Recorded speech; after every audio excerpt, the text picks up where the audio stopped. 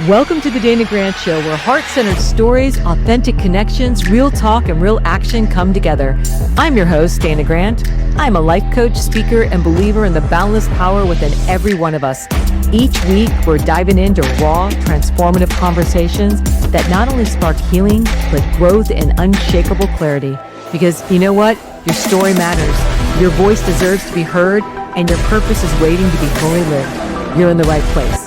Let's begin. I have someone pretty incredible today. Big Dan is in the house. Dan Sachkowsky, who is really rocked my world energetically. And if you know me, you know I'm all about the energy. I'm all about heart-centered conversations. So you're going to want to tune in and lean in today, and you're going to want to download this and listen to it twice, because I have no doubt that this is going to go wide and deep and be full. I don't like the word nuggets, but it's going to be full of gems, incredible energy. I already feel it. Hey, welcome, Dan. I'm so glad you're here. Thank you. Yeah. Northern California, never been this way before. Yeah, I know. I'm so glad that you traveled here and that we could actually connect in person, because there's so much I want to ask you. You are such a wealth and just a plethora of information, but you've been through so much adversity. And you popped on my radar, and it was like boom. And we just took it from there. They call it Big D energy. Yeah, well, with my name being Dana, they call me Big D energy. Yeah. So it's like now there's another Big D in the house. Awesome. So yeah, I know that you filed bankruptcy and you started off, and I wrote some notes here, so let's go there.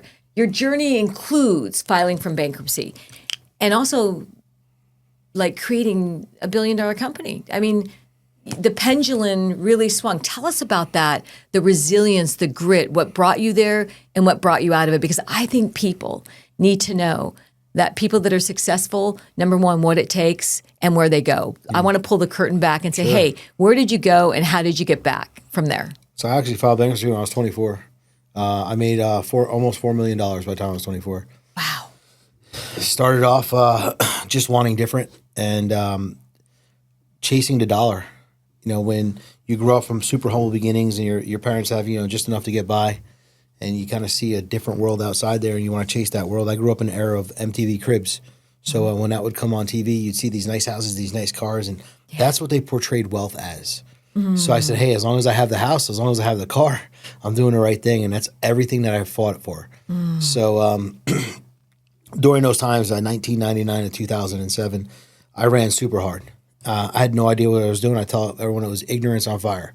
And that's usually when you become successful. The less you know, the more you make.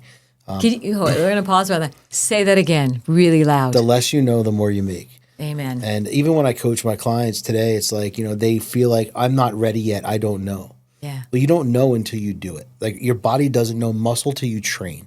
Yeah. Your mind doesn't know anything until you train it. So we don't understand anything until we go through the process. Too many people wait for the perfect moment. I had no idea what I was doing.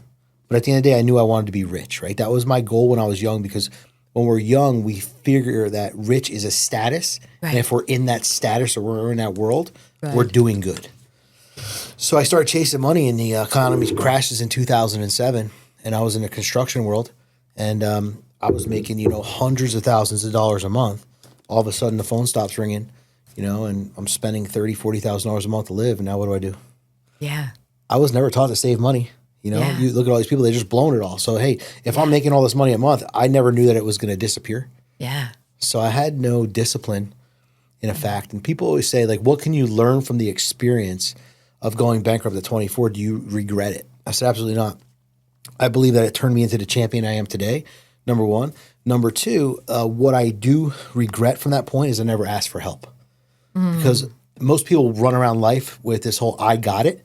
Right? How many times do you talk to people, they say they're okay. I'm good. I'm good. Even when someone's trying to grab some bags, everyone wants to grab all the bags. No one wants help. Yeah. And what I realized at that point was the books I read up until that point, nobody did it alone, but I did. And that's why do you think that was? Why do you think you did it? You thought you had to do it alone?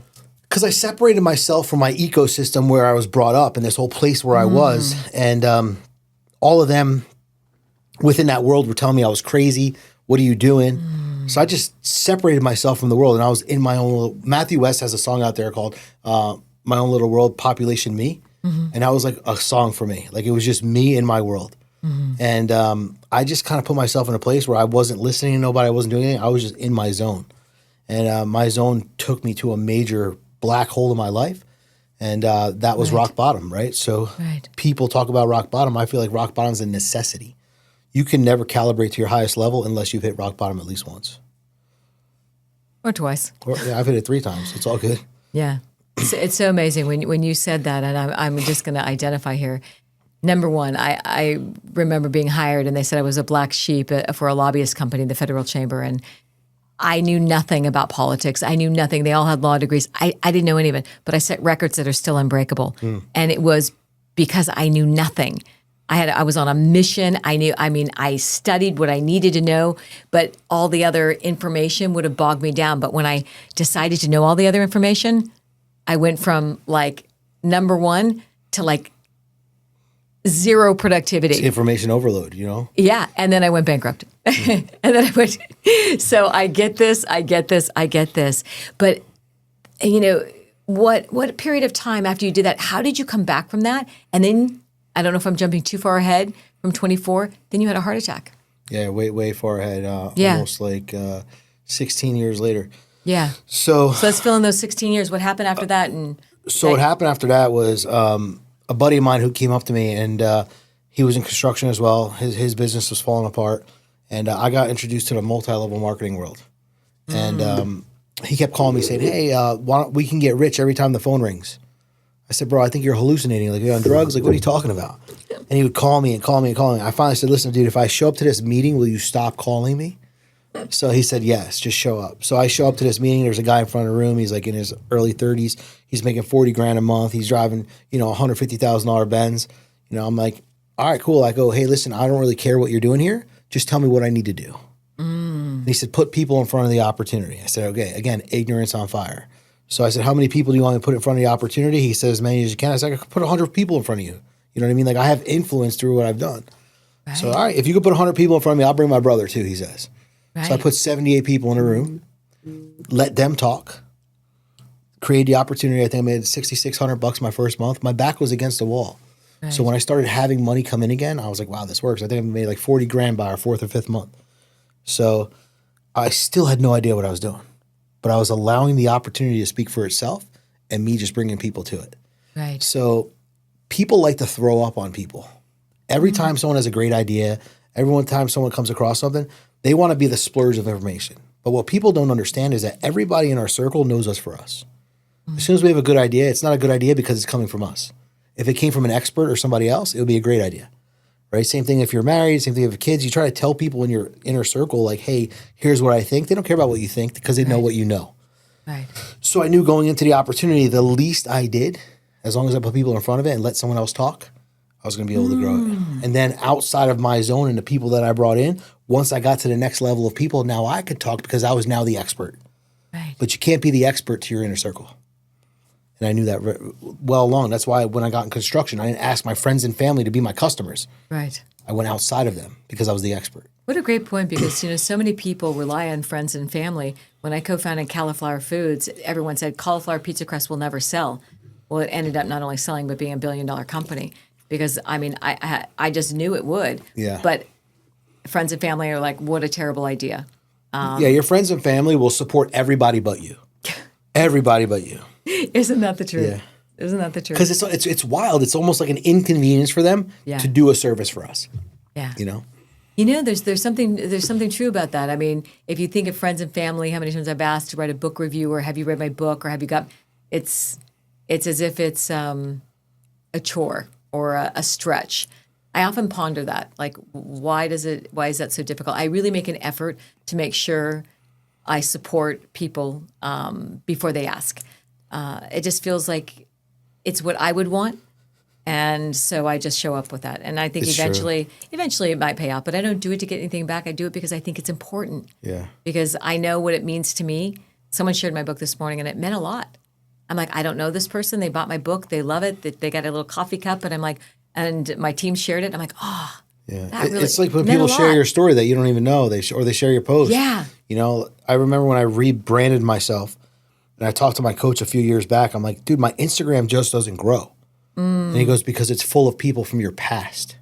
When you make it full of people to your future, it's going to grow a lot different. So I started a brand new Instagram from zero, started getting engaged. Yeah, this was last October, so a year and a half ago, not even. And I just started building it with people who I wanted to be around versus people I was around. And the proximity of that just made it grow so much bigger because there's common future, there's common thought, common process. Right. Versus an uncommon thing that we're not talking about the past anymore. We're not living in the past anymore. You're not trying to influence people that already know you and already have an don't idea. even care and don't want you to do good. Yeah. Well, they've got their own identity, own identity of you, and I talk about that a lot. So you did the MLL. You worked through that. You make the money. You're back. What happens after that? What do people need to know about this? I know an enormous amount of people that are doing that and struggling. What do they? With MLM? Yeah. It stands for most lose money. I tell people most lose money. Or you're part of the NFL, no friends left. Well, there's that too. I do remember. Right. So is our story again. I mean, when I came out of like hibernation of being sick, and you'll read about it in my book. But it's they asked me to be part. I didn't even know what that was.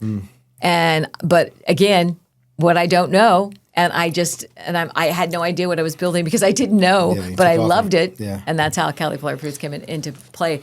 But the people I counted on at friends didn't show up, but it was the results of what I was doing is what people wanted. Exactly. Yeah. So what happened after that was I made a bunch of money, but I saw behind the curtain. Most people weren't going to make it. I was going to be doing this for the rest of my life. There's no real true residual here. It's all about signing people up, signing people up, signing people up. Yeah, it's just a cycle. So it's like, I got to keep signing 100 people up a month to make 30, 40 grand a month. Like, this is exhausting. Yeah. My weekends were gone because back then we were doing Saturday meetings, Friday meetings. It's like, I was living in a place where I felt like a car salesman. Yeah. All the days I didn't want to work, I was working. Yeah. So I just, I jumped back in the construction realm because that was my background. That's what I knew. That's what I was passionate about. And it was around like Hurricane Sandy time when it hit the East Coast. And I did well financially. So at that point, I knew that like if I was going to build a business now, I wasn't going to build a business on money. I was going to build a business on purpose. Money was going to be a secondary thing. Money is going to help us, support us, and allow us to grow. But it couldn't be the main thing that we were doing. The first business I grew was all about the money, building this big, massive company because, again, like ego was the enemy back then. It was taking me away because the cars I had, the house I had, it brought me in this place where I was the man. Yeah. How did you make that shift from ego to heart-centered action? So multi-level marketing, when I got involved in there, I was already involved in personal development, but not so heavy. I tell you, everyone that like getting involved in MLM was the best thing for personal development because it's the best personal development tool because they teach you how to become a better you and you actually surround with people who believe in something. Yeah. So being involved in that really brought the whole personal development wide open for me. And I started opening different lanes and understanding different things. And that's what changed, seeing leadership versus boss mentality and all that kind of stuff. So personal development, if you had to say one little nugget, if we wanted to drop it right in the middle of this episode, from where you started, you bottomed out at 24th bankruptcy, then you're back, you're working around the clock to maintain that, then you're shifting back to construction, you learn something about yourself. What would that be? And what, for the listeners that are listening right now, what can you give them where they might be in this grind, they might be in this cycle, and they might be out in the desert right now. Like, I don't know what to do. That didn't work. This doesn't work, and I don't know what to do next. During that time, I read the book 10X is Easier Than 2X. It's right on my desk. And then I also read the book the Who Not How back then, right? So understanding stuff like that, and then going back to the principles of Napoleon Hill, like back when I was 17 and they got to Creed, he turned to his men's and he burned a boat. They were outnumbered and he burned the boats. And he goes, if we're going to win, we're either going to die or we're going to win. Like we have no other opportunity. So I knew in my life I was either going to be me or me, right? It was me versus me. So I'm either going to win or I'm going to lose. So where it all came from is I said, all right, number one, I made MLM work because my back was against the wall. But when I was in MLM, I realized that I was just burning the candle at both ends. I was an operator. I wasn't a CEO. This was not a business that can operate. It was a thing that I was in that was operating because of me. So you were still that kind of desperate energy without the blueprint of the build out and and selling false hope. Yeah. Telling everybody they're going to make it, but in the back of your mind, you know they're not. Because less than 4 or 5% ever make it. So what happened, why I really got out of that company is some guy, he had just gotten divorced. He had 3 kids, full custody of his kids. I'm doing a presentation. At the end of the presentation, he comes up to me and goes, let me just ask you something because I literally have no money left. Mm-hmm. If I give you my last $500, do you think I'll make it? I said no. Why do you think the people don't make it? Number one, because they look for the quick, easy route. And the way that MLM is sold is like, hey, you get 2 people, you're going to make all this money. Yeah. And it's all about the projection. You can make up to, but the reality is you're probably not going to make anything. So it's the way it's all framed. And I didn't want this guy to give me his last $500 unless he was willing to give me all his time. Because if you're not doing that full time, you're just not making it. Yeah. I'd rather you feed your kids and do something else. I love that you were honest with him. Yeah, so that one time was like, this is it. Like, I'm not doing this no more. Yeah, I didn't understand the build out. I mean, they kept trying to explain that to me, but my front end was so big. This is why I probably do what I do now. My front end was ginormous, and I was, making a ton of money there. But the residuals are, but I couldn't train them. I couldn't teach them what that energy was like to hold space for people to do what they needed to do. It just, I just don't think it was repeatable because I think that it's an individual energy, and that's when, I love the fact. You're bringing the average person into an above average thing. Yeah. And you're asking the average person to do things that they're not willing to do, but you're showing them dollar signs that are possible, but not with their work ethic. Yeah. So when you go, part-time, spare time, all this nonsense, hey, just get a couple people. The whole goal is you get a couple people because every dud knows a stud. I want to find somebody through you. That's the end result mentality. Yeah. I want to taproot through you and find that next guy or girl who's actually going to make it. So it's like you just burn through people. Yeah. I mean, putting in 100 people a month and you got 10 people left at the end of the month. Oh, I've seen it. Yeah. And the big conventions, I don't even know if they do that anymore. Yeah, I still do. Most of these companies have shortened down because people there's so many companies out there. Yeah. You know what I mean? What was the first one? Amway? Was Amway the first? Amway was one of the originals, right? Cutco was one of them, the knife company. You had Amway, you had New Skin, right, back then? Oh, yeah, New Skin. I forgot about that. Tupperware. Oh, my gosh. My mom Mary Kay. My aunt was like the number 3 earner of Mary Kay. Oh, still gets a Cadillac every year. I was going to say my girlfriend had one of those pink little Cadillacs. Yeah. My aunt still gets one. Hey, my mom sold Tupperware. My mom, too. No kidding. Yeah. I think I probably have a green bowl still with some lids. In fact, I was in Costco the other day and I saw Tupperware for sale, and I'm like, it's come a long way. Yeah. I think I videoed it. And they said they would never be in the stores. Yeah. And you're right. And I videotaped that and I said, I'm going to buy this Tupperware just for nostalgia because it was the best of out there, you know what I mean? But it is plastic. Yeah. I think it's plastic still. I'm not sure. I don't know. I switched to glass just because of the toxins in plastic. Of course, I don't know anything about it. Don't quote me there. I don't know. Tupperware may be, toxin free for all we know. Or we all might be dying. Recycled, who knows? Yeah, we might be all dying because of Tupperware. I think everyone was fine back then. I think it's all the stuff now, Yeah. Oh, isn't that the truth? Well, that would be a whole podcast show. So you do that. You come out of it. You go back into construction. You learn about yourself. What did you learn the most about yourself to take you to the next level? That I wasn't that good. So, and this is what I teach my clients now is I help all my clients go from the operator to CEO. Most business owners today, they have this whole little ego thing going on where I had it too and everyone has it. Nobody could do it as good as me. All right, so we're doing 5 jobs as the owner because we feel like nobody can do it. But if we hired one person to do each job that was amazing, that's all they did, they would outperform us every day because we can't be good at 5 things. So me and my naivety, knowing I can't be good at 5 things because of who I am, and I delegated, and then I had imposter syndrome that I wasn't good enough because I delegated and thought I should be doing it all. I actually did it right, but I sabotaged myself because I thought you need to know it all, and you don't. And then people, if they find out you don't know it all and you delegate everything, isn't that interesting flip? Most CEOs don't know anything. They just hire the right people and put them in place. I love that you said that because I think there's people on both ends of that spectrum. Either they know it all and they're doing it all because they can do it best, or they have imposter syndrome and they're hiding, or they think they're not enough. Even though they're brilliant at what they do, but they haven't owned that power yet, or they don't see themselves clearly. Exactly. There's so many things that we can learn from ourselves, but people really don't want to. Yeah. What do you teach, number one? What's the number one thing you teach to get people to own their power and see themselves clearly? Well, the first thing I do is I focus on them. Like, who are you now? Who do you really want to be? Who 10 years did you think you would be today? Why hasn't that happened? And then when you start digging deep with people and they start realizing that they're the problem, most people never want to admit they're the problem. They begin to say, my employees, my family, my support, my this, my that, right? Well, it's you because you've created all that stuff around you. That's your low personal development. When we have to take radical accountability. Oh, shit. Oh, shit. It's me. Yeah.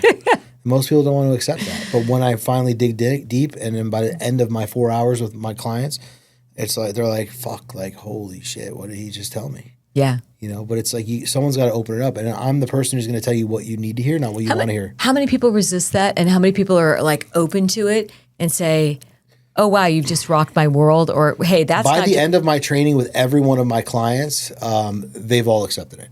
In the beginning of the day, it's hard for them. They're shut off. Hit me with some truth that you might like. Let's like if you're open to it. I'm going to ask you if you're open to it. Okay. I'm in the coaching seat, and you're going to hit me with the truth that I need to know. I would just start talking to you about. So prior to me, you hiring me, I asked you a bunch of questions. I asked you about where you are right now, personally, where you are in business, and why aren't where you thought you should be. And then I find a common denominator, which is you, of why you're not there. And I find the blame and I find the excuse, and then I pull that all out of you. And I bring you back to childhood. Yeah, I was going to say, what about that safety wound? What about that childhood, or like that 6-year-old that might want to be safe and keeps things in place because they don't really know what it looks like on the other side of that terror barrier? I bring you to like infant childhood, like as a kid. So you're going all the way. Resilient. You're going all the way. Right? When a kid wants to jump out of a crib, a kid jumps out of a crib. I don't care what you do, how many things you pat on. They're going to jump out and they're going to fall once or twice in their lifetime because they're not going to say no to themselves. They know that you're telling them no, but they want it, right? So then as your kids get older, you're passing an ice cream store and your kids want ice cream. You're like, no ice cream. Now they're kicking and screaming. You stop for ice cream even though they haven't had dinner yet because you just don't want to hear them no more. So the kids are resilient to the fact that they're going to get what they want. Or, you know, a number of times where you've had your kid in a store. You're going to be a grandma, right? So this is going to be worse for you because you're going to be more given up to this. Where you're going to have a grandkid that's going to want something in a store. You're just going to buy it. What are you talking about? I just came back from Spain with my daughter who was 5 months old. I brought Spain and Mallorca home with me for every handmade organic baby thing there was. She just said, I need a stroller. And I'm in. I just did a baby shower that probably is like a wedding and 80 people. And the stroller was almost $4,000. And I'm like, what am I doing here? Is this really what it's like to have a baby? Or am I like... anything Luca wants, Luca gets. Right, because you're going back to that point, right? Yeah. And that's what you did for your kids, you know. So this is you what better we do, believe it. you know? Yes. So grandma and grandpa want to do everything because you get to relive in that moment. But some people pause and they go, "All right, hey, listen, you can't spoil your kids. You can't do this." I never spoiled my kids when they were young because I didn't have it when I was a kid. So I realized that they have to earn it.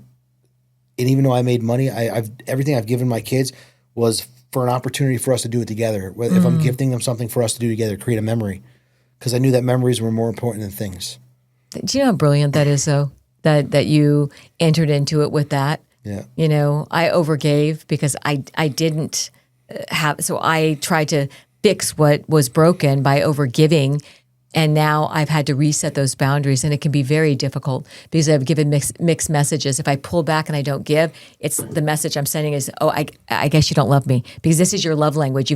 My love language was giving, which now it's time, events, and it's taken, well, my daughters are in their 30s now, so it's late 30s. So it's taken time to retrain. What would you say? So I think that's brilliant that you've done that, and you probably don't even know how brilliant that is. Like Christmas was here, and my kids didn't get nothing. They got a card with what we're doing. Here's where I'm taking you. Here's what we're doing. Well, I tried that because, you know, I flew on New Year's Eve to do the big baby shower. And I'm like, hey, that's Christmas. But I couldn't hold the line completely. But man, I was so much better. I celebrated and I honored myself because I was so much better than I used to be. It's just going to take time to get there. Yeah. Right? Like I did buy them stuff. Yeah. You know, but I wouldn't spend a couple $100 a kid. Yeah. You know, just because like you're getting what you need throughout the year. Yeah. It's not about that. So yeah, I'm pretty burnt out on stuff right now. I think that would you agree to say that 2026 is less about stuff, more about connection, more about That's the word, connection. I would say less about even last year because, yeah. the world is like taking such a turn. Oh yeah. And, stuff doesn't matter anymore. It's about the important people in your life because Yeah. so many things have brought us to realize we don't know what's next. Yeah. So. And do you notice that new people are just flooding into your life? Yeah. People on your radar and you're just like, boom, boom. I mean, it is such a massive shift, but I think people have to realize that they have to release something. I always say the universal law of surrender. What are you willing to give up? And for me, it was stuff. So I always say if you hold on to which is small, you'll never get which is large. Say it again. If you hold on to which is small, you never get which is large. I like that. So all these small things that we hold on to, all these people that we hold on to, all these things that we feel that if we disconnect, it's just going to throw us off. But things that aren't good for your growth or aren't helping you or allowing you to grow, they have to go. What's the worst thing that we can do for our growth? Say, let's hypothetical. Oops, I'm an entrepreneur. I'm where I'm at. I've got a coaching business. I'm 6 figures. I'm still 6 figures next year. I was last year. Things are rolling along, but it's like a no growth policy. I coach a lot of coaches. What would you say to the people that don't know what to do next? Well, I say we got to unlearn what you know now. We got to reverse engineer going on with your life. The reason why you're stuck is because the way you've trained yourself, you've set a limiter. Now we've got to govern that back and figure out how we can exceed that speed, but you have to untrain yourself. Yeah. All the conditional thinking that you have is only going to take you to the level of growth you have today. So the high-low, I call it the high-low. Here's your low, here's your ceiling. I always say you're never going to exceed that. You're never going to exceed your worthiness of what you think you're worth. What would you say? They're high and they don't break through it. What would be their first step in shifting that? So let's say you're a 6-figure earner and you're spending time with other 6 figures, like you're never going to be a 7, 8-figure earner because you can't think how they think. You don't know what they know. You're not around what they're doing, right? So you're surrounding like anything else, right? They say that your proximity to your 5 closest people is the same thing in business. Yeah. All the businesses that you surround yourself with, like that's the same. There's common denominators there. So get in the room with 7 figures, Yes. even though you're comfortable with your 6-figure. Or hire somebody who can give you the cheat code, right? So for me, I'm like the 6-figure coach to the 7-figure. Yeah. My coach is the 7-figure coach to the 8-figure, right? His coach is the 8-figure to the 9-figure. So everywhere up the ladder, we all have coaches. And we all have somebody that we're working with to take us to the next level. Yeah. And that's a cheat code. But nobody ever wants to pay the money. People spend $10,000 on a vacation and it rains half the time they're there just to say they were there and take pictures. Yeah. I mean, but now you're coming back to reality. You wish you're now putting posts, take me back. Why? Yeah. Because you're living for the moment, right? So instead of doing that, imagine you put yourself in a position where you paid to learn more from someone who could take you there. You'd no longer have to live in the moment. You'd be living the moment every day. You know, I say that my best investment I ever did, which was a leap. No one needed to sell me. I hopped on. I knew. I'd known her for 7 years. And at the time, $25,000. It was years ago. I just wired the money. Here it is. I'm not here it is. Best investment I ever made. Yeah. It not only got me in the room, there was something that released. And I mean, I made it back within 6 months, and then I quadrupled it. But it was, I think, mindset. Compound effect. Yeah. So, the people that are in this waiting game, they lean in and lean out. I see it all the time, and I'm not going to talk anyone into a contract. They either sign it or they don't. But if I go round 2 with them, where they're in, they're out, and then they pull out and like, not right now. It's out for me. It's the priorities, and it's the way that they perceive value. What's valuable to them, and most people don't want to cut a check. I stroke a check for $100,000 a year to my coach. People are like, what? You know what I mean? Like they can't even fathom that. No, totally get it. That turns into millions. Yeah. The knowledge, the information. Would you say that they don't, not that they don't value the coach? See, I never take it personally that they're not, they're like, oh, that's a lot of money. I look at it as it's a self-worthiness issue because the personal development is about them. They're investing in them, not me. They're trusting me to take them where they need to go. But wouldn't you say that if they don't feel that they're worthy enough for that money, they'll spend it on Gucci bags or I was showing my Gucci boots. It's something that can, but they to make them look good. Yeah. And feel good. But what am I going to do? And I hear this. Well, what if I'm not in the end? What if I don't get to where I go? I'm like, there's no refunds here. You either do the work, you don't. This is a mindset shift. I know who I am. You know who you are. You know what you can do because it's tried and proven and done. Most people are paying college debt still because they were forced to go somewhere that nothing for them. Didn't multiply, didn't do anything. You pay $25,000 to go somewhere to learn from someone who's never done it, right? So how do you get forced to go somewhere to learn how to buy a shovel from someone who never used a shovel, right, to go out there and trade the shovel? You can't do it. So how do you shift the mindset? And I see this a lot too. Multiple coaches, shopping around, bargain hunting, and spending more than just investing. What would you say to the person if they were in front of you and you know that they're terrified to invest and you know they've invested the small increments that's probably added up more than what it would be to invest in you, but that you know they need to be there? Well, just basically, if nothing changes in the next 12 months, where are you? But if it were to change, where would you be? How would life look? You start opening up the door. So I don't sell, I offer them a vision to look at where their life can be. You don't have to hire me. That's fine. You don't have to hire anybody. You can go on YouTube and watch all the videos you want. But the problem is information doesn't mean anything until implementation. And outside of that, all the information right now is free. You're not doing shit. You need accountability. You need someone to push you. Yeah. You know, every football star, basketball star, any athlete out there had a coach. Yeah. And that coach pushed them to their highest level. Yeah. It wasn't the player. Everyone looks at the player because the player is making all the money. But the player has a team behind him and a coach and all these other people who are pointing him in a direction. So I bring it back to the NFL, right? So I'm a Buffalo Bills fan. So I go, all right, listen, the Buffalo Bills are doing very well right now. My daughter would love you. So they're huge Bills, yeah. So when you look at that, people go, all right, well, it's the coach. It's not the coach, right? The coach knows the plan, but the coach trusts the players to put the plan in action. So I know the plan.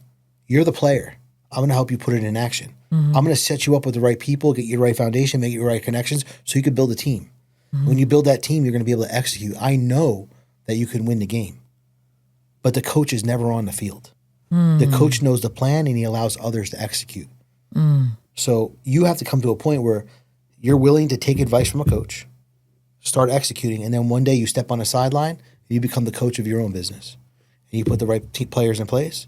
Now you're telling them the plan, core values, everything that your company's about, and you let them go to work. And most people will never get there. What is the percentage that does get there? I think it's like 7.2%. I love statistics. I'm such a geek on that. I just found out that only 2% of people that write book that want to write a book actually write a book and have it published. I thought it was so much larger because there's so many people out there with books, but it's 2%. And everyone wants to write a book because everyone's like, oh, I got to tell my story. What's your story? Yeah. Your story's the same as everybody else's story. Yeah. We all have a story. Yeah. Nobody cares. Yeah. Nobody cares unless you could personally impact them. You know, we've all went through hardship. We've all went through divorce, or we all went through a bad relationship. Some of us don't talk to our parents. Some of us don't talk to our siblings. We all go through it. Why is your story any different? Everyone wants to write a book. Yeah. And they want they want their face on the book. Nobody gives a shit about you. They want to know what you're trying to do. You have to be a problem solver, number one, and solution driven. And you have to understand that whatever your key identifiers are for those people reading your book, you've actually done something for them, not for yourself. That's why everyone wants to start a podcast. I want to start a podcast because I want to make money. You don't make money doing a podcast. Just so you know, it's going to cost you a lot of money. It's going to cost you know what I mean? A lot of money. But the relationships that you build through your podcast, the way that you grow your network and your net worth through your podcast is the vehicle. Yeah. It's not the podcast. The podcast will never produce income until you're 200, 300 episodes in. You've got tons of sponsors, but you're never going to make $1 billion. Joe Rogan's not making $1 billion off of his podcast. No. You know, but the relationships, the people, the connections, all this kind of stuff, that's how it goes. Yeah. Oh, absolutely. And I'm just going to say the people, again, back to the sharing it. I don't even look at views. I mean, once a month we go over statistics and those kind of things just to see, you know, if I'm staying true to myself. Is it heart-centered? Am I getting the information out there? Are people resonating with it? You know, how much, you know, that's why I look at those stats, because I think that people, when I get those messages that, hey, that podcast, the one you did with Big Dan, who's that guy? How do you say his last name? All that guy. Sachkowsky. Yeah, Sachkowsky. Yeah, you didn't even slaughter that one, Dan. The big muscle guy. Yeah, I know the guy. yeah, he said this and that, and I can guarantee you this is going to be a lot of downloads because I think you've said a lot of things. Because there's a lot of entrepreneurs, there's a lot of people right now. We're in this season ending 2025 and entering 2026, which I think energetically is going to be very different. How we show up, how we connect, and how we support each other, which is what I'm focused on. And I said that last year. It's all about it. Things are whatever you did in 2025. Take your lessons and apply it to 2026 because it's going to look very different. Yeah. And I love the fact you said you're not going to make any money. People think I make a ton of money off my podcast show. I'm like, I make no money. It costs a lot of money to have it. But the value It's a vehicle. It's a vehicle. It's just like a book. Yeah, the book is, people think. Book's your vehicle. Yeah, well, the book is making me, I'm getting money sent to me, but it's not like, again. But you're not making hundreds of thousands of dollars. No, it's not making me hundreds of thousands. Maybe the next one. Yeah. Maybe the next one. But again, you're starting somewhere with the intention that you want to change and impact. Yeah. You're not starting something with the intention that money's first. No. Money is always secondary. Yeah. If you've served, helped, and committed to doing something for others, and it's done that job, you'll always get paid. Yeah. I always say money follows authority. And if we aren't the authority in our life, money isn't going to follow us. So we have to be the authority. Money will follow. And I look at money and I often teach that money, if we took out money and we put in energy, how much energy do you have today instead of how much money, it really gives people a different perspective on that money is just energy and how you show up and whether you think you're worthy enough to have it follow you. 1,000%. And are you standing up and I look at how you lead your life and the discipline. And I've watched you very closely. The discipline, how you show up. I was telling the podcast studio here, I got here an hour early and I just wanted to check things out because, we both met here in Sacramento. But what was so interesting about that is I said, I know he'll be early. And sure enough, you were 15 minutes early. Exactly energetically what I thought you would do. I had no Early's doubt. on time, Yeah, I had no doubt that I wouldn't. I didn't need to stay. Are you going to be here? Are you going to be here? I had no doubt that you were not only going to be here, you would never be a no-show unless there was something like an emergency happening. No, I commit. Listen, you lead with your energy. Yeah. Your energy is very clear. I wouldn't say readable, but very clear because of what you've set up and what you teach. I shot 6 podcasts at my studio Monday. It was actually shoot 5, but because the first one didn't show up. So I sent out confirmations twice. Hey, here's the address. Make sure you know how far it is. This guy begged me to be on my podcast. He's got like 2 million followers, whatever. Don't care. At the end of the day, I bent my rule. Our times are 10 to 2. I had to move somebody around. I put someone in at 8:30 because I want to be on there. And I'm like, all right, well, he's got a good following, so it'll be good for us. Happens every time. Confirm them right before. He texts me 30 minutes before he's come. Hey, the traffic's too far. I'm not coming. I'm never going to get back for my 12 o'clock. All right, so your 12 o'clock's more important to me. I go, okay, bro. He goes, can we reschedule? No, we can't reschedule. He goes, hey, man, just give me a little bit of grace here because one of us might be president one day. I wanted to say, go fuck yourself, but I didn't. And I go, bro, I don't really care. Like, you wasted my time. Yeah. I don't care who you are, how many followers you have. And your you energy, wasted my time. Your time is your money. And you made me bend my standard. Yeah. I'll never do it again. Well, you know what you did? You compromised, you negotiated. Yep. And this is, you know what? I love that you just shared that because I think a takeaway that people listening today, it's whenever I compromise or I see, or I want to discount, I do 1 scholarship a year. Last year I did 3. They're the ones that aren't going to show up.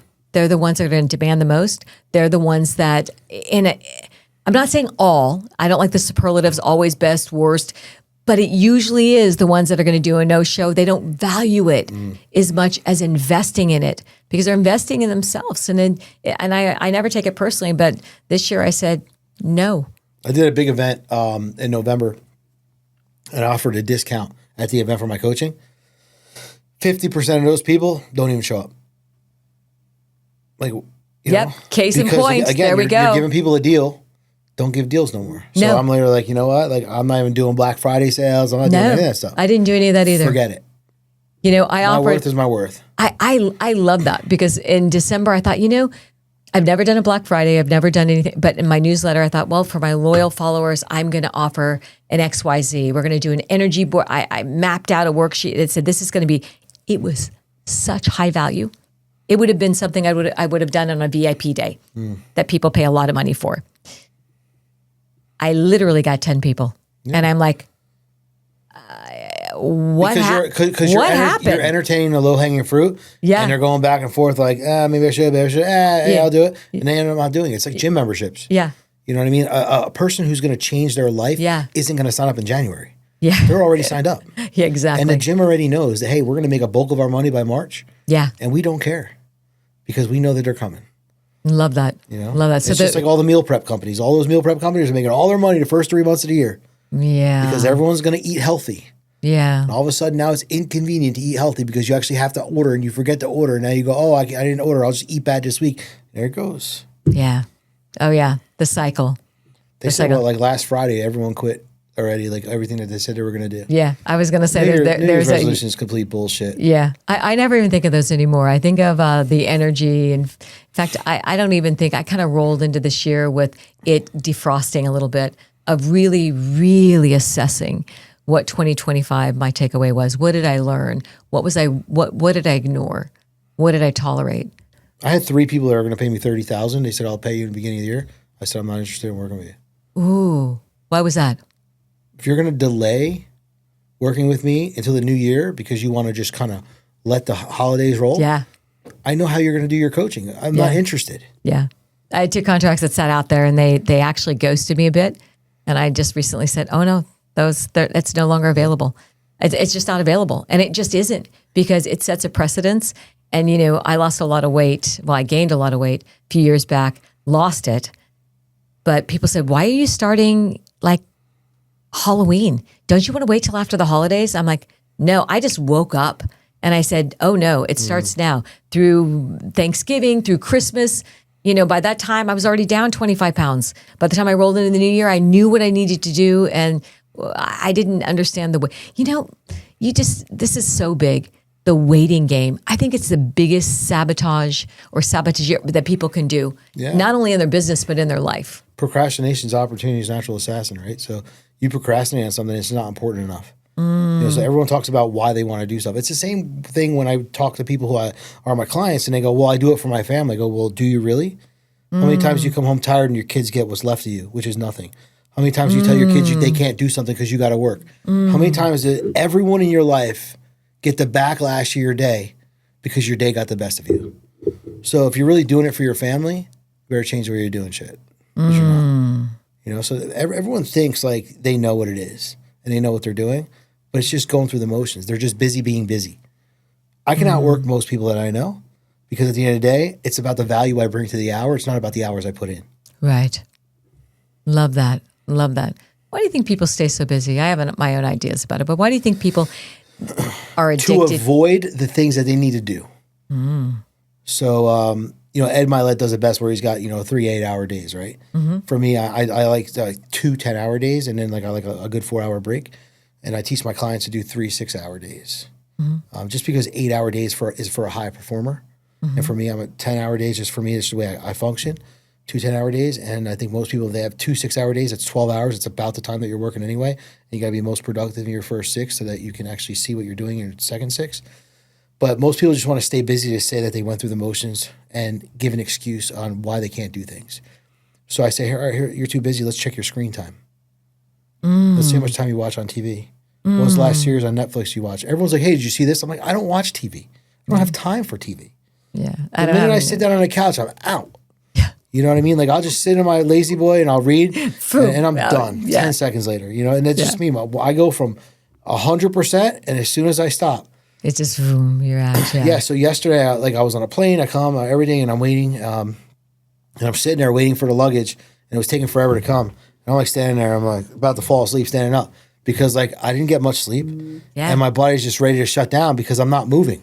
Yeah. So I'm always moving, but I'm making sure my moves are productive. Yeah. Most people, they just want to move and say that they moved and say that they are busy being busy.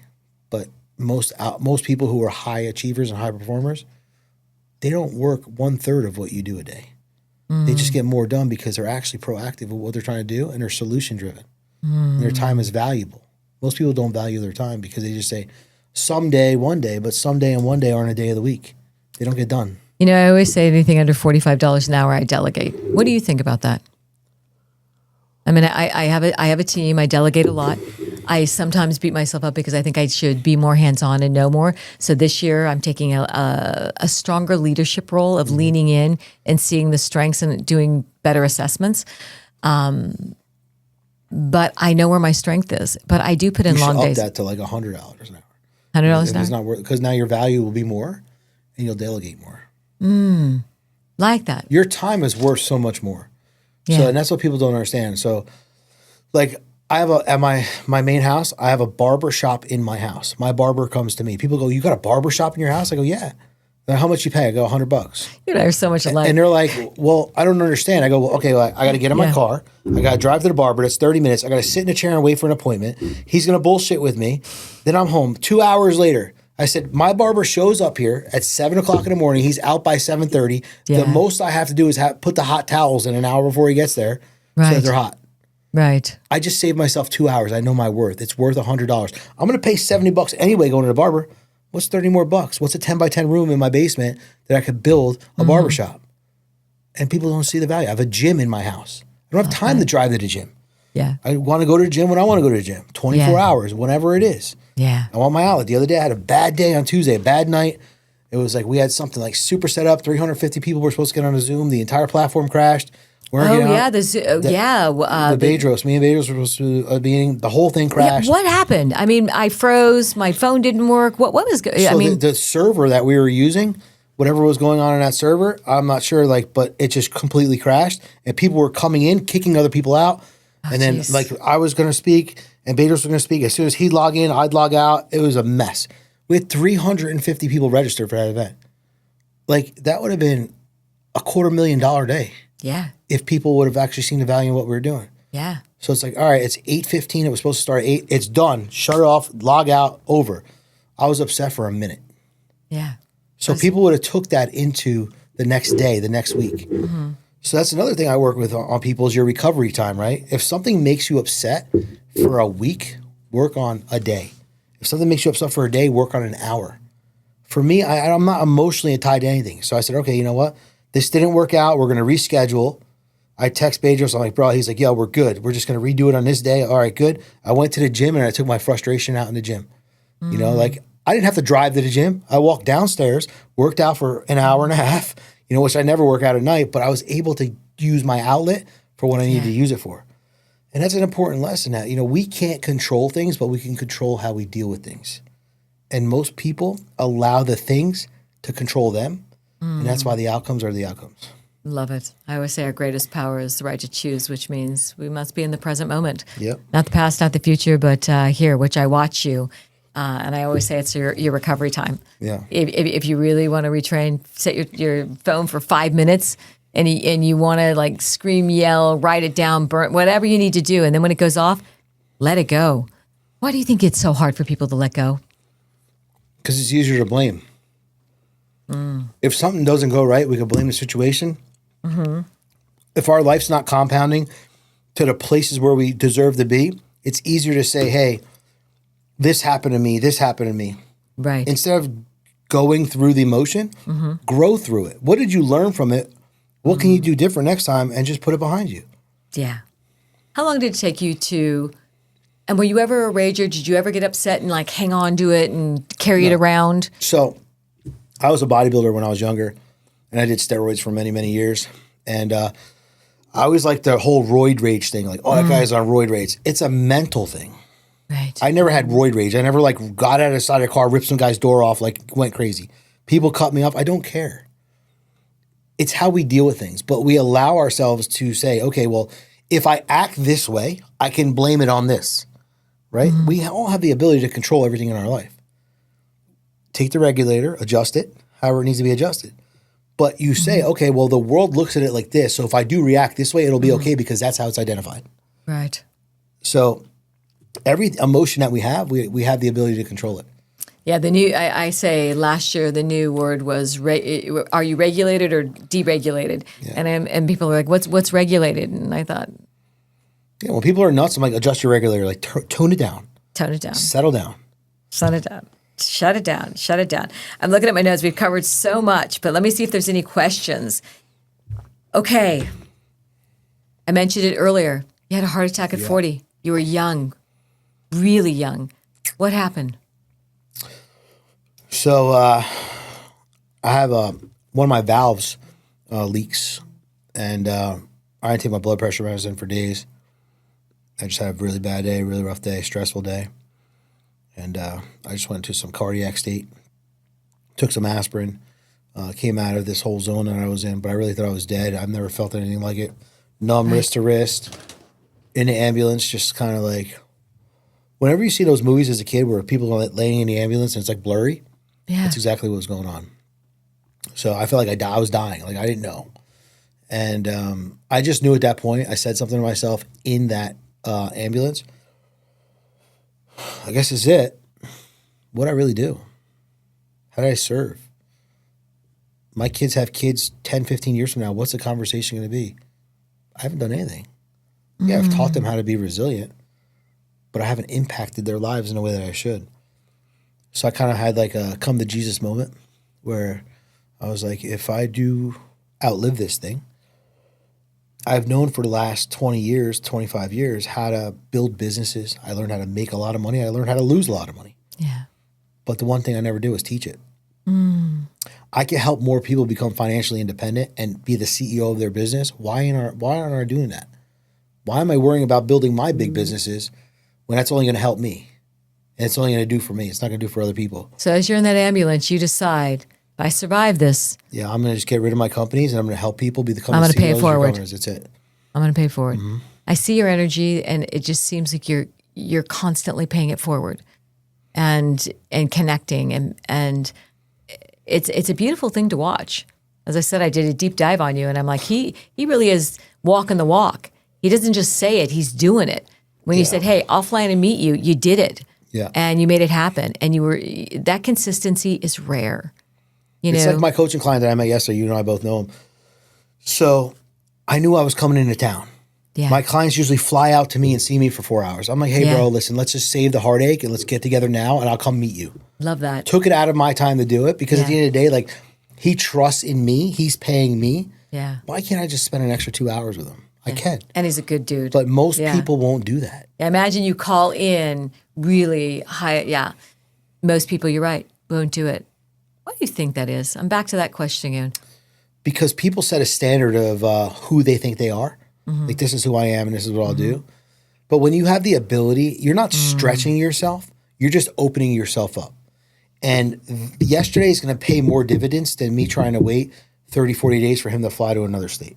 Yeah. And that's just the way I'm here. Yeah. You're here in California. Yeah. Because where are you again? So I'm in Florida and in Jersey. Yeah, that's what I thought. I had Jersey, but I had Florida too. Yeah, Florida's like my primary, but I'm back and forth, Jersey, Florida, both. There you go. But I've been in California almost this whole month. It's crazy, but whatever. Hey, well, it's California. Yeah. The sun is shining. Did you see that fog today? That was insane. No, I didn't. Well, I didn't get out. I didn't come out of the hotel until it started late. Oh, there you go. I was working out. Yeah, from Chico to Sacramento, it gets really thick out there, and I'm like, oh gosh, I can't be late. But I always give myself like 2 extra hours. I know, it's just built in. It's a built-in system. I can't help it. Up at 4 on the road, and I'm like, if I would have waited, maybe there wouldn't be so much fog. But then again, there could be traffic, so you just take it slow. I'd rather just always show up a little bit early. You can get other stuff done, knock a phone call out. Yeah. Whatever. I was sitting in the parking lot doing a phone call real quick because I knew I had time. Yeah, I love that. I love that. In my notes, there are a couple of things I want to ask you just to kind of follow up on. Systems over hustle is what you teach. Yep. Talk to me about systems over hustle. Well, systems create predictable results, right? People always want to hustle. That word is like so used and abused. Would you say that's kind of like the same word as slay, which I said, I told my team, if you ever put slay on anything, I'll go insane. I don't slay anything. so hustle is a version to say I work hard and I'm getting after it. So I go, oh yeah, you hustle. Let me see your bank account. Let me see your lifestyle. The word will dictate when you show me the proof. But people want to use the word as a filler to show you that they're busy. Like hustle till you no longer have to introduce yourself. Yeah, okay. At the end of the day, like you shouldn't have to hustle. You should be impacting people so you no longer have to. You should go boom, boom, boom. Everyone wants to know you. Right. You know, so people use the word just as a filler so they don't have to say they're busy, they're hustling. So what systems do you put in place? What's your number one system? If you could say, this is tried and true, my favorite system. So everyone wants to talk about balance. Balance is bullshit. It's impossible. You can't balance anything. Hey, I'm a Libra. Right. A Libra out of balance is a disaster. So the pendulum swings, you know, sometimes higher one way, sometimes higher the other way. It's all about scheduling yourself. You have to schedule your life. That's the way it works. People who are high influential people and important people in this world, their life is scheduled. They know what they're doing. They have their time. They have work time. They have show up time. They have, you know, whatever. That's the way it works. So it's all about blocking out your days for the things that need to happen. Most people just go with the flow. And if someone calls you up and say, hey, what are you doing later? You want to go meet here? Sure. No, it's not in your schedule, because if you're saying yes to something, you're saying no to something else. Yeah. Do you schedule in joy time? Do you schedule in any of that? Or is it just all discipline? No, yes, absolutely. So every morning, like the first 3 hours of the day is mine. I'm not on my phone. I'm not doing anything. I'm not connecting to the world. The world's going to wait for me. I'm not going to introduce the world to me until I'm ready to walk into it. Everyone wants to wake up in the morning and grab their phone, check their email. How many likes did I get last night? Who gives a shit? Because what that does is that sets your tone. Let's say you get a bad email, you get a bad text because something bad happened. Now you've disrupted your entire system and your energy is now just dropped. And would you say that when you wake up in the morning, when you receive that information, you don't even actually interpret it in your filters clearly? I think you're still in a subconscious state, which is so open. It throws you off. Yeah, and you could use that time to reprogram. People wonder why I get up at 3 a.m. and meditate. I use the example of like when you're always rushing, right? Yeah. So you know that you have to get up at a certain time and you literally clock your time to the minute. You don't ever give yourself extra time. That's when you usually stub your toe. Now you stub your toe in the morning because you were rushing around.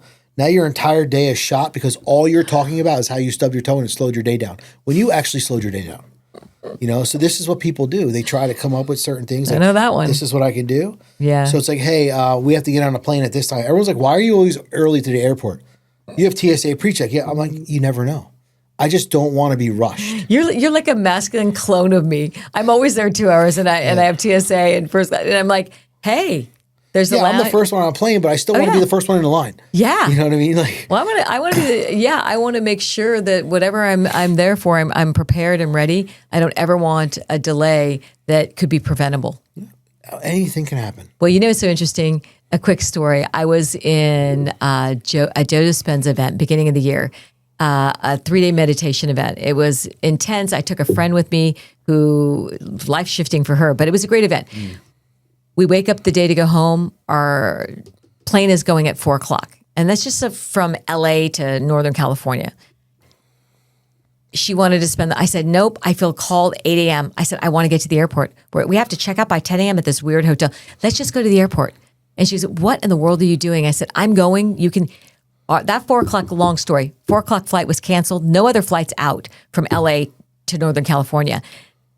But we got there and got on the 10 o'clock flight and got home. I just believe that everything, if you're there and you're available, you're supported. Yeah, I mean, now that's a big gap, but I felt really called to do that. And there was nothing else I wanted to do in LA. You know, it was like, yeah, I'm going to go to the airport. Get out of LA as fast as I can. Yeah. I mean, you know, there's a great lounge. We'll go to the lounge. We'll sit there. You can work, whatever. Or we can sit where? Roam around LA? No. Yeah.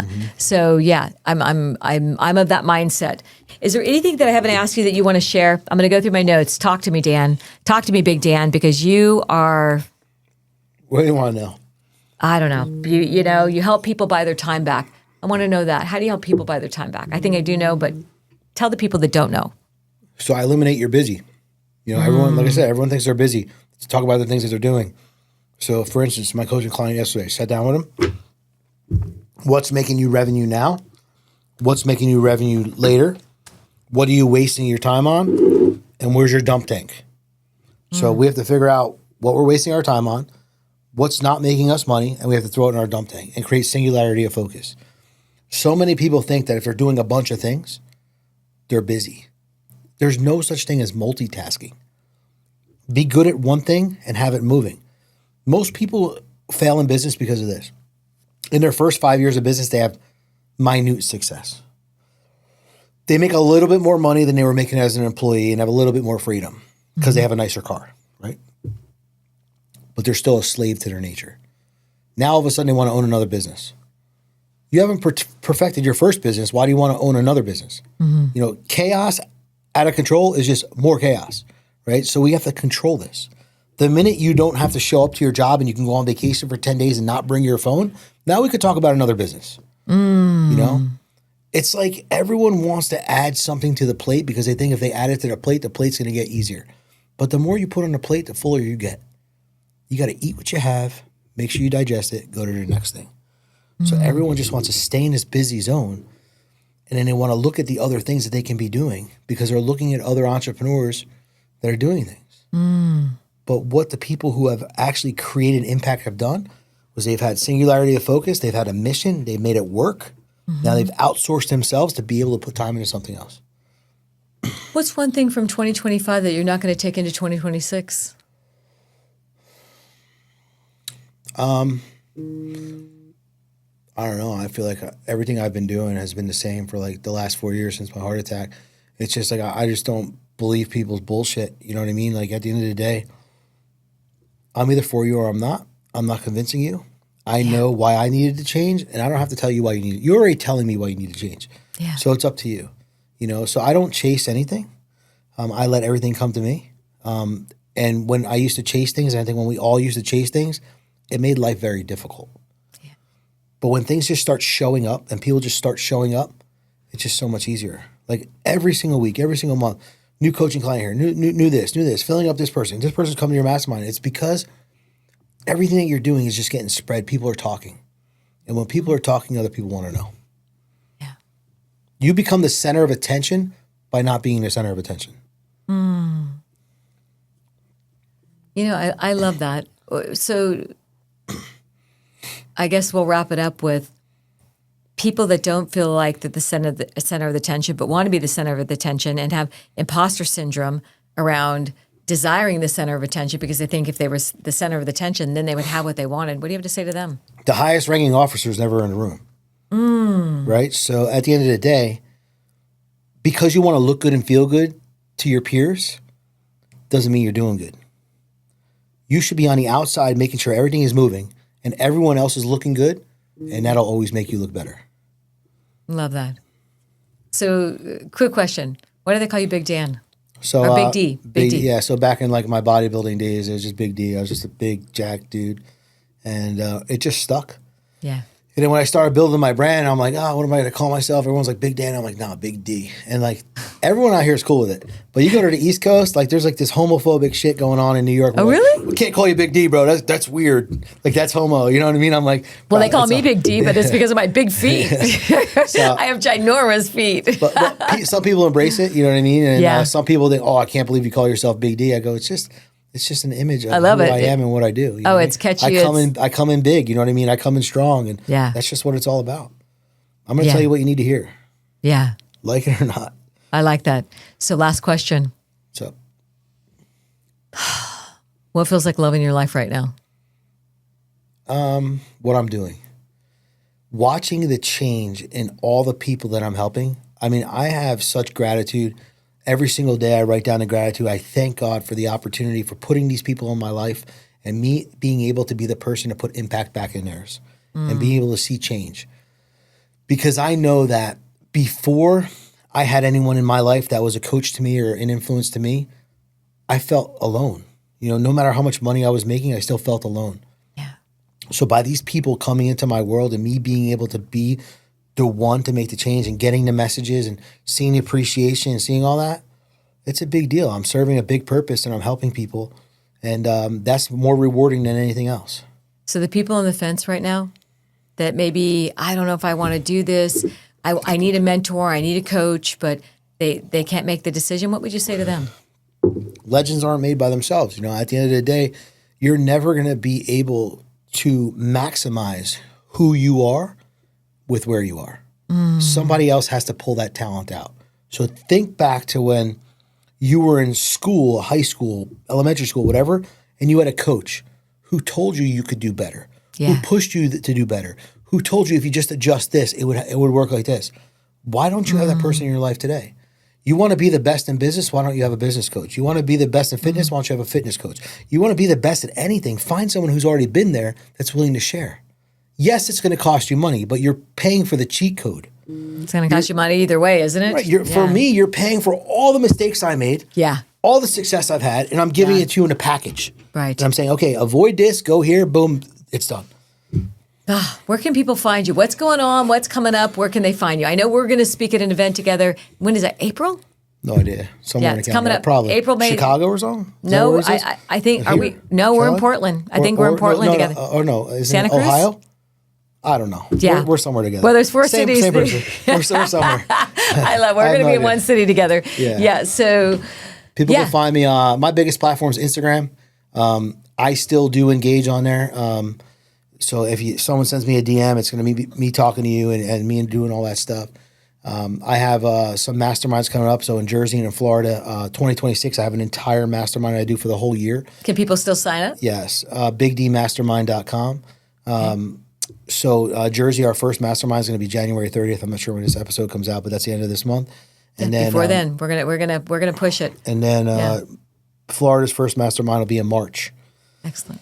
So basically, for an entire year, I bring 20 entrepreneurs together. I teach them the processes and systems for them to be able to grow, teach them about themselves, teach them about accountability, and I give them a system, and I guarantee a 3x return in their business after 12 months of working with me. Or if they want to coach with me, then that's another thing. So there's plenty of ways to find me. I speaking events. So I have every Big D domain out there. I have Big D coaching, Big D speaking, Big D mastermind. I own them all. I love it. I love it. And for those of you that are listening, I will make sure I have all the links so you can find Dan. Hey, thank you for traveling and connecting and absolutely. Yeah, it's been amazing. Thank you. Amazing. Thank you. All right, for everyone, another episode of the Data Grant Show. I appreciate you showing up and stay heart connected, and let's rock 2026.